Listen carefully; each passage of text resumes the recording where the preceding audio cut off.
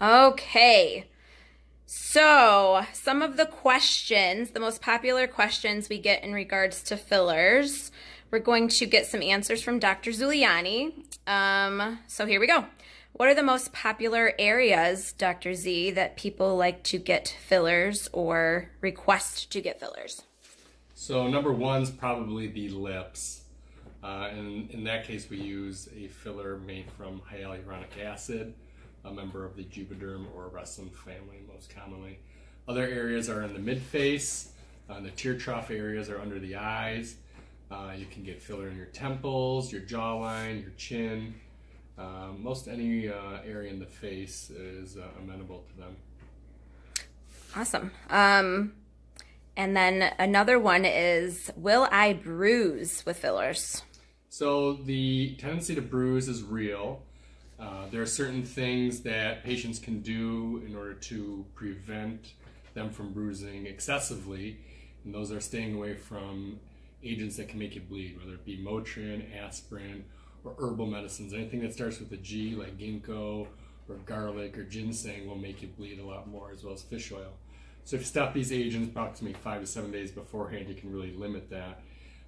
Regardless, there's still a high tendency to bruise, specifically in areas that show the most, and those are either under your eye or in your lip.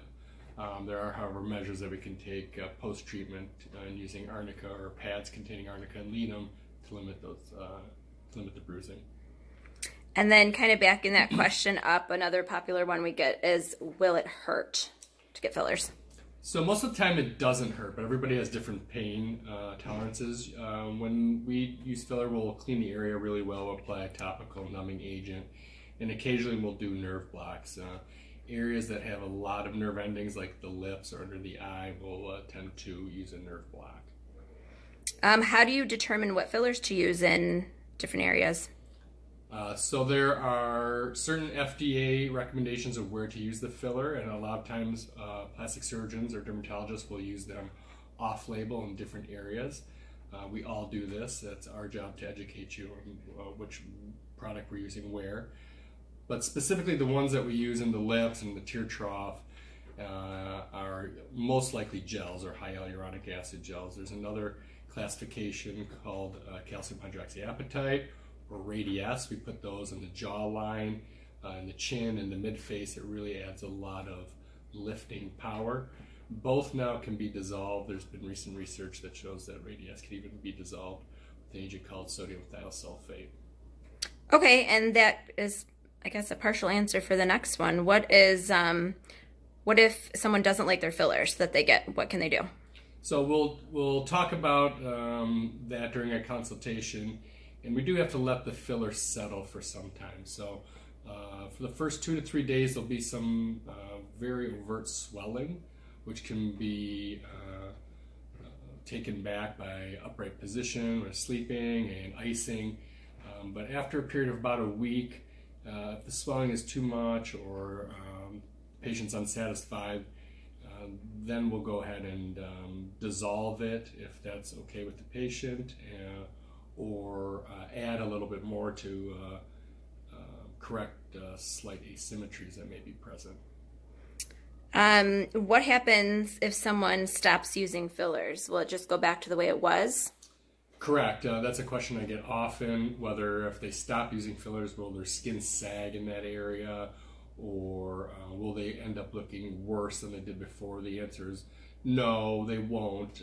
Obviously, fillers can't stop you from aging, so if you've used fillers underneath the eyes for 3 to 5 years and then stop and don't continue them anymore, you will look 5 years older than you did previously. There is no way to reverse the effects of aging once you stop the fillers. How long does swelling typically last? It depends on the area.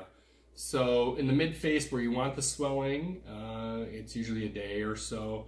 Around the areas which has thin skin or a lot of vascularity tends to swell more, again underneath the eyes or in the lips. That can last usually around 3 days, and then it evens out. Is there anything you should avoid before or after fillers? As mentioned before, the herbal medicines that can make you bleed, ginseng, garlic, ginkgo biloba, fish oil, things that can make you bleed like anti-inflammatory drugs like ibuprofen or aspirin. And then afterwards, you want to stay out of the direct sunlight, avoid saunas. You wouldn't want to work out that day, but you can get back to most everything within a few days once the swelling is subsided. And last but certainly not least, what are the most important factors to look at when finding a qualified injector such as yourself? So number one, and which a lot of people do right now, is they get on the internet and they look up skilled providers in their area. A lot of times patients will refer each other to a certain place because of the reputation that person has, or if they are pleased during their treatment. Things to be aware, to be careful of, I should say, is that beware of places that offer deep discounts and that don't have a core provider injecting for them, or a staff member from a core provider. So you don't necessarily want somebody who takes off toenails injecting filler into your face. Deep discounts usually means that the place doesn't have a